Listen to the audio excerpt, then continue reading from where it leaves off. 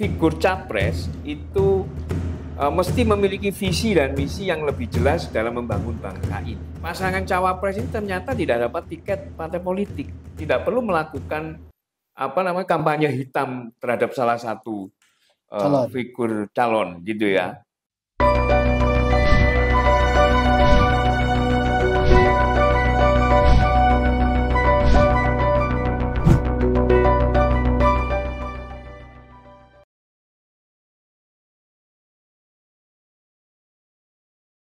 Kawan-kawan, kita bertemu kembali dalam rilis survei Indopol. Kali ini kita akan membahas tentang undecided dan swing voters.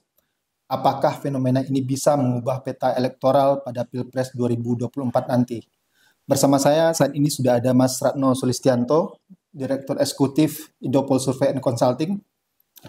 Mas Ratno, kemarin kita sudah membahas itu apa saja yang mempengaruhi elektabilitas calon presiden di 2024 nanti, selain dukungan partai politik, soliditas tim kampanye, pemenangan, figur cawapresnya, dan endorsement dari Presiden Jokowi atau bahasa Mas Ratno kemarin itu Jokowi efek gitu.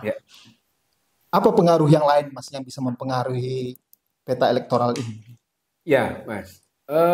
Indopol Survey and Consulting di survei bulan Juni ini itu menemukan bahwa ada sekitar 11,77%, Mas, itu yang masih belum menentukan pilihan, ya kan? Kemudian juga ada sekitar di atas 60% di masing-masing figur itu swing voter. Jadi pemilihnya ini, pendukungnya masing-masing capres ya di bulan Juni ini di 3 figur Prabowo, Ganjar Pranowo, dan Anies Baswedan itu angkanya di atas 60%, Mas. Nah, ini yang saya rasa akan bisa menentukan peta politik di 2024 nanti dengan angka yang cukup tinggi swing voters ini, dan meskipun di angka undecided voternya sudah mulai menurun ya dengan waktu yang semakin dekat di pelaksanaan Februari 2024 ini. Tetapi itu masih bisa mengubah peta politik. Saya rasa begitu. Nah, ini saya kira Mas Rano perlu jelaskan dulu ini. Apa yang dimaksud sebenarnya dengan undecided voters dan swing voters tadi gitu. Undecided voters itu ya kira-kira kalau di dalam survei, Mas, itu yang menjawab tidak tahu dan tidak jawab. Ya. Itu kalau kita detailkan lagi, pemilih ini perilakunya memang pertama masih menunggu narasi-narasi ataupun visi misi ataupun kampanye-kampanye yang akan dilakukan oleh capres tersebut ya. Kira-kira dia belum menentukan pilihan gitu ya. Dia belum menentukan pilihan.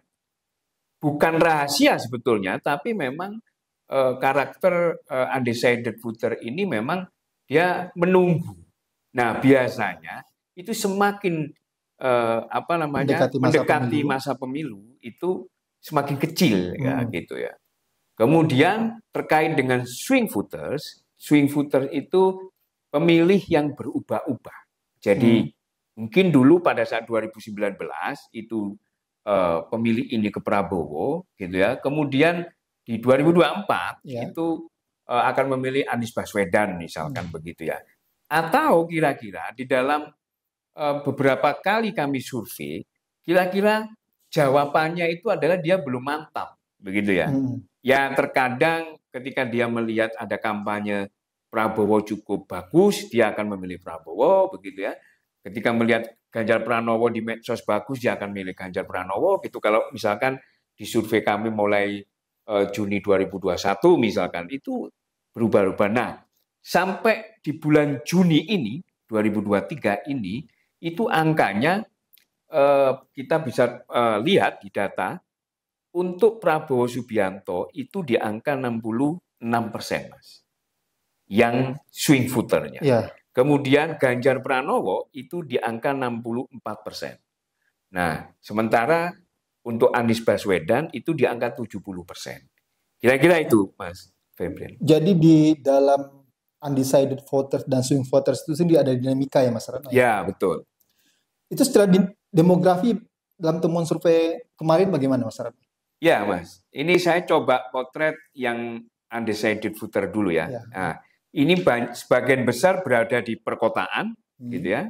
Itu kemudian untuk di wilayah itu paling besar itu berada di Kalimantan, Mas Febian. Nah, di Kalimantan, kemudian di wilayah kedua itu yang paling besar di Maluku dan Papua, kemudian Sumatera dan DKI Jakarta. DKI besar ya? Jadi karakter-karakter mungkin DKI itu perkotaan begitu ya, Kalimantan, kemudian Maluku, Papua dan juga Sumatera. Itu undecided voternya tinggi. Di kalangan tingkat pendidikan gimana Mas? Ya, kalau dengan kategori pendidikan ini sebagian besar berada di tamat S1 atau lebih. Jadi pendidikan tinggi, kira-kira begitu Mas. Itu di angka kalau di hasil survei ini ada 17,7%. Okay. Kemudian sementara kalau untuk swing voter Mas Febrian, itu yang masih berubah sebagian besar itu berada di wilayah DKI Jakarta, kemudian Jawa Barat, gitu ya. Kemudian hampir semua di Jawa Tengah, kemudian Kalimantan, Bali, NTT. Ya, itu kemudian untuk kategori usia itu paling besar di Gen Z ya, antara kisaran di bawah 25 tahun umurnya, kemudian di Gen X itu di antara 41 sampai 56 tahun gitu. Sementara di tingkat pendidikan ini kalau seandainya ada digabung D1 dan S1 D1 D3 itu digabung dengan S1, maka di wilayah itu yang paling besar ya kategorinya. Nah, sementara di tingkat ekonomi itu di pendapatan lebih dari 4 juta. Jadi itu gambarannya. Berarti ini swing voters ini di kalangan pemilih yang agak elitis ya Mas Ratno ya? Kira-kira begitu. Berpendapatan tinggi, kemudian berpendidikan tinggi juga. Ya, betul. Nah, ini terakhir Mas Ratno. Ya. Ini kita lihat kan, misalnya ini, posisi Pak Anies masih paling bawah ini dalam elektabilitas. Jadi melihat fenomena swing voters ini, apa kira-kira yang harus dilakukan? Taruhlah Pak Ganjar mengejar elektabilitas Pak Prabowo. Yeah. Apa kira-kira yang bisa dilakukan oleh masing-masing capres ini? Survei ini memotret Mas Febrian, yaitu karena figur capres itu mesti memiliki visi dan misi yang lebih jelas dalam membangun bangsa ini. Yeah. Itu faktor perubah pilihan ya. Kemudian yang kedua adalah pasangan cawapres ini ternyata tidak dapat tiket partai politik. Nah itu bisa berubah petanya. Selain kemudian ada faktor tokoh masyarakat atau orang yang menjadi panutan masyarakat atau pemilih itu mengubah pilihannya. Ya, selain kemudian ada faktor uang kecil. Nah, maksud kami begini, dari temuan ini bisa menggambarkan bahwa sebenarnya yang dilakukan oleh capres dan cawapres, capres ya sementara ini ya, di dalam ingin mengambil simpati kepada publik itu tidak perlu melakukan kampanye hitam terhadap salah satu figur calon gitu ya. Cukup bagaimana menawarkan narasi-narasi yang tadi itu visi misi yang jelas untuk mengubah bangsa ini lebih baik kepada angka yang undecided voter dan swing voter ini tadi. Mas Febrian. Jadi muspro ketika ada capres yang bertarung atau melawan narasinya gitu, menjelekkan capres yang lain. Karena itu justru akan memperkuat ceruk pemilihnya begitu ya. Misalkan semakin militan begitu ya. Misalkan isu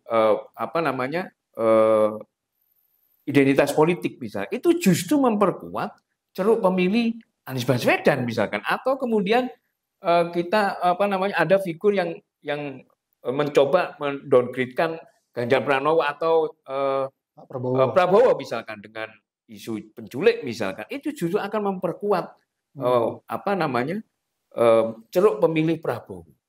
Mestinya itu bagaimana dia menawarkan narasi-narasi yang bisa meyakinkan di ceruk pemilih undecided voter dan swing voter Iya. ini. Kira-kira begitu, Mas Berarti Febrian. dengan bisa bermain lebih manis sebenarnya Betul.